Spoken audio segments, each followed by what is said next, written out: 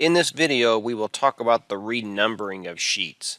Now, with our naming convention here at MoDOT, of course, our title sheet is sheet number 1, and then all of our typical sections are sheet number 2 inside of our title block information, even though we may have 1 or 20 different typical sections. Same thing for our quantities. You may only have one quantity sheet, but this sheet there would be number 3, and then any other quantity sheets, of course, would be number 3 also. And then, of course, your plan sheets start at 4 and they keep going down sequentially for the numbering portion of it. So how do we kind of get around that? Well, one good workaround for this is the first typical section, and we'll use this for the example, and we will also do it for our quantities. The very first one that you have inside of there, leave it as is. That way the numbering is correct. For, of course, it'd be sheet number 2. But then in my next ones, I will go ahead and select those. And once you have those selected, this is where we can exclude them from the sequence number and also exclude them from the automatic numbering. So once those are selected, if I go to the properties, inside of here there's an option that says exclude from auto numbering. By default it's set to off. That's what we want.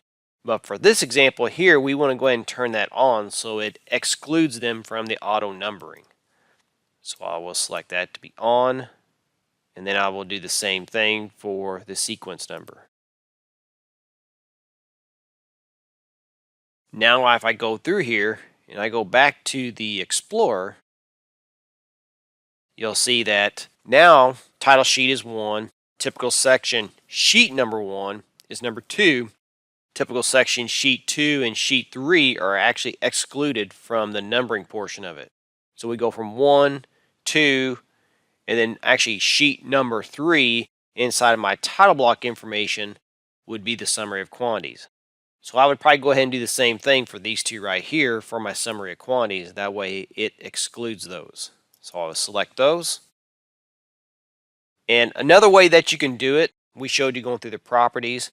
Another way that you can do it is actually right click over it and go to the details, which is this little tab right here also.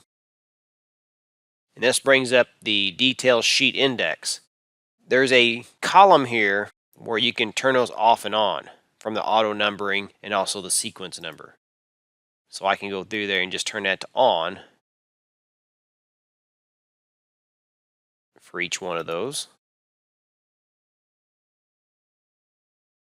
And that would be another way of removing them from the auto numbering and the sequence. So now if I go back to the Explorer, you'll see those are actually excluded now. So it changed my sheet numbering from 1, 2, these two are excluded. Sheet 3 for my first summary quantity sheet, the next few are excluded. And then it goes for sheet number 4 to fill out my title block information for that plan sheet, which those are in the incorrect order. So let me go ahead and reorder those. And you see it automatically updates that.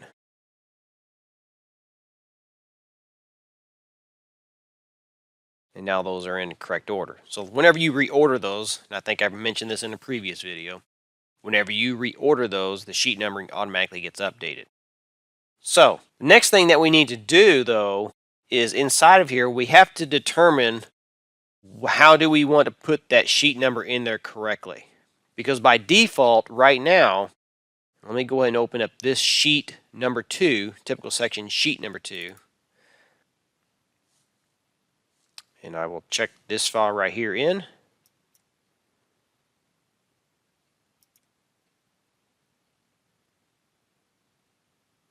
And what you will notice,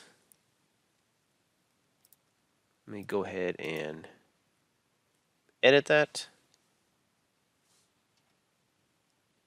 What should have happened is right here, this should have been updated to be this name right here. So let me go ahead and try to update this sheet, update sheet model properties. Yeah, that's what it should look like. And I'll do the same thing for this one right here. And that one. That way it's all up to date. And that's what you should get right here. Because this field, actually each one of these fields right here, they are tied back to your sheet index. So what I would probably suggest is to come in here and simply select that piece of text and change it from being a text field to just normal text. So I know all these sheets are going to be number 2, so I can just swipe through that and type in number 2, and now that's filled out. And I would do the same thing for typical section number 3. So if I open it up, since that is contained in a different file, I will check those in.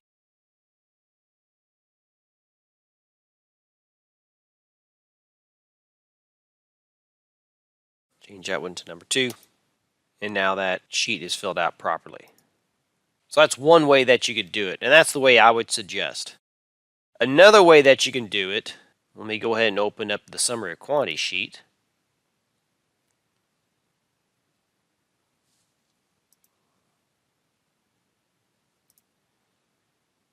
Now that we're in the summary of quantity sheets, if I go to, right now we're in sheet number 1, and you see it's reflected as sheet number 3. If I go to summary of quantity sheet number 2, you're going to notice that the name of the actual sheet name is this right here. Another way that you can change that is you can come in here and actually right click over it and go to details. And if you scroll through here, there's an option right here that says sheet number. You can select that and actually type in number 3, and I'll tab to lock it in. Now if you go back to the Explorer, you're going to notice that your sheet inside of here is actually going to be number 3. So that's kind of the downfall with renumbering it like the way we did it right here. While yes, it is still tied to that text field as sheet number 3, it's going to show up as number 3 inside of your sheet index. So if you wish to do that, that's perfectly fine, but just keep in mind that that sheet number, whatever you put in there, that's going to determine what it's going to show up here and what it's going to show up here. So if I were to do the same thing for this one, and I'll do it differently this time, I will go to the properties versus the details, and I should be able to swipe through this, and I'll just hit number 3, and I will tab to lock it in. And if I go back to the Explorer, you'll see that it's also number 3, because that's what I put in there. So that will work that way. I personally just don't like it that way because I don't really know which sheet that I'm looking at inside of here. I would rather prefer this method right here where I excluded those from the auto numbering and the auto sequence, then just go up to my text here and just simply double left click on it and edit that text to where it's no longer a text field anymore, to where it's just normal MicroStation text. So that's kind of a way to get around with our naming convention here at MoDOT, to where all of our sheets for typical sections are sheet number 2, and also for my summary of quantities to be sheet number 3. Another thing that I will show you is, let's take for instance here with our plan sheets, let's say you subdivided those into a bunch of separate folders. Like all of your plan sheets are in one folder, all your typical sections, all your traffic control, and so forth are all underneath different folders. Well, maybe I want those to be in sequential order still, but maybe I want the number to be starting at a different spot. So let's take for example here, I go through here and I create a folder, and I didn't want to put it there, so I would just simply go through here and delete it. If you wish to put a folder underneath there, that's perfectly fine, but for this example here, I don't want to do that. I will go back underneath design, create a new folder, and I'll just name it plan profile.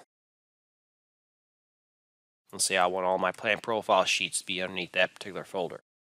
So now I will go ahead and add these plan sheets to this plan profile folder.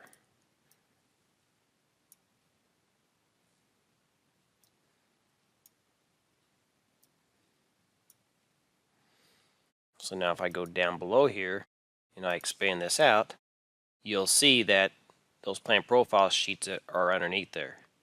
Now for this example here, it actually started at number 10. Well, I can easily modify that to start at a different number. So in order to do that, I'll go ahead and select that plan profile folder.